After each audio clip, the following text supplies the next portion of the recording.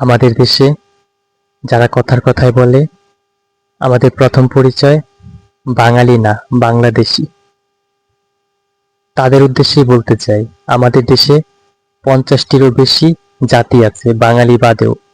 তাদের নিজস্ব ভাষা আছে, নিজস্ব ঐতিহ্য আছে, নিজস্ব সংস্কৃতি আছে, সবই আছে। কিন্তু আমাদের দেশের রাষ্ট্রভাষা বাংলা। সকল ক্ষেত্রেই বাংলা ভাষাকেই প্রাধান্য দেওয়া হয়। অন্যান্য জাতিগোষ্ঠীর ভাষাকে রাষ্ট্রীয় কোনো স্বীকৃতি নেই, তাদের কোনো আইনি ভিত্তি নেই, কিছুই নেই। যখন তাদের ভাষাকে আইনি স্বীকৃতি দেওয়ার কথা উঠে, আইনি স্বীকৃতি দেওয়ার কথা বলে, তখন কিন্তু ওই যারা কথায় কথায় বলে যে আমরা বাঙালি না আমরা বাংলাদেশি, তারা যেন কেমন পিছপা হয়ে যায়। তাদের মানে এই শরীরে এক ধরনের জ্বালাপোড়া শুরু হয়ে যায় যে কেন তাদের অধিকার দেওয়া হবে। কেউ কিন্তু বলে না যে বাংলা ভাষা রাষ্ট্রভাষা থাকবে না। এ কথা কোনো কিন্তু জাতিগোষ্ঠীর লোক এখন পর্যন্ত বলেনি।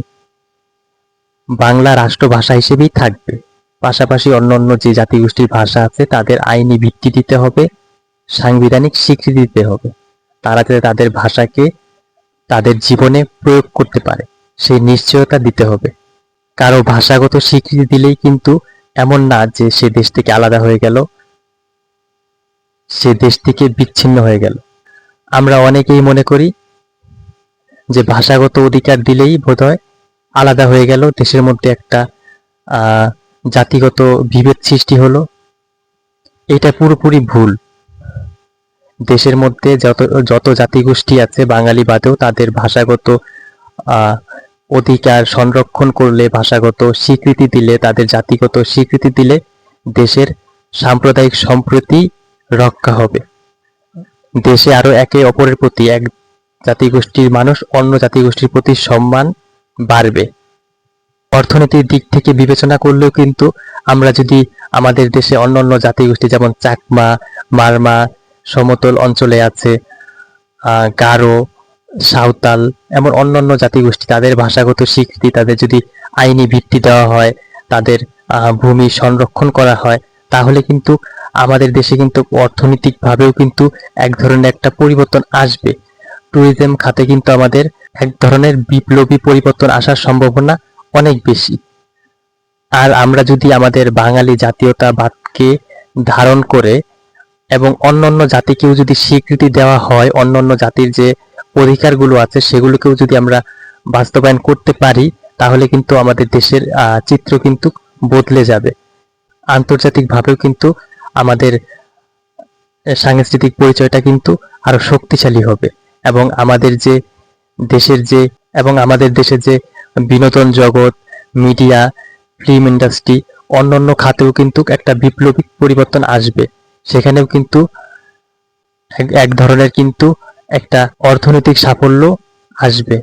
যেমন অন্যান্য ভাষাগুলোকেও যদি স্বীকৃতি দেওয়া হয়, তখন কিন্তু অন্যান্য ভাষাতেও কিন্তু তাদের যে সংস্কৃতি আছে, যেমন ধরুন চাকমা, সাঁওতাল, রাখাইন, তাদের ভাষাতেও যদি মুভিগুলো তৈরি করা হয়, তাদের ভাষাতেও যদি বিভিন্ন বিনোদন জগৎগুলোকে যদি পরিচালনা করা হয়, তাহলে কিন্তু বৈশ্বিকভাবে একটা কিন্তু বিপ্লবী পরিবর্তন আসবে। তখন কিন্তু অন্যান্য দেশের মানুষও কিন্তু এক ধরনের একটা আকর্ষণ অনুভব করবে। যেমন আমাদের প্রতিবেশী দেশ ভারতের ক্ষেত্রেই আমরা দেখতে পারি, তাদের কিন্তু তামিল ভাষায় কিন্তু তামিল মুভি তৈরি হয় এবং তামিল যেই কালচার আছে, তাদের যে নিজস্ব ঐতিহ্য আছে, সেটার উপর ভিত্তি করেই কিন্তু মুভি তৈরি হয়। এবং তাদের কিন্তু হিন্দি ভাষাতেও তৈরি হয় এবং কলকাতাতে কিন্তু বাংলাতেও তৈরি হয়। তো সেভাবেই যদি বাংলাদেশেও যদি অন্যান্য জাতিগোষ্ঠীর যদি ভাষাগুলোকে স্বীকৃতি দেওয়া হয়, তাহলে কিন্তু আমাদের দিক থেকেও কিন্তু আমরাও কিন্তু এ ধরনের অনেক সাফল্য তখন কিন্তু পেয়ে যাব। আর সত্যি কথা বলতে আমাদের হাতে সুযোগ থাকা সত্ত্বেও কিন্তু আমরা সেটা কাজে লাগাচ্ছি না। আমরা কাজে লাগাতে চাইলেও, কেউ কেউ কাজে লাগাতে চাইলেও কিন্তু ভয় পাচ্ছে যে আমাদের দেশ বিচ্ছিন্ন হয়ে যাবে, আর দেশের মধ্যে সাম্প্রদায়িকতা আরো বৃদ্ধি পাবে। এটা কিন্তু একদম ভুল। কোনো জাতিকে স্বীকৃতি দিলে, কোনো ভাষাকে স্বীকৃতি দিলে, কোনো ভাষাকে আইনি অধিকার দিলে সাম্প্রদায়িক সম্প্রীতি রক্ষা হয়, সাম্প্রদায়িকতা বৃদ্ধি হয় না।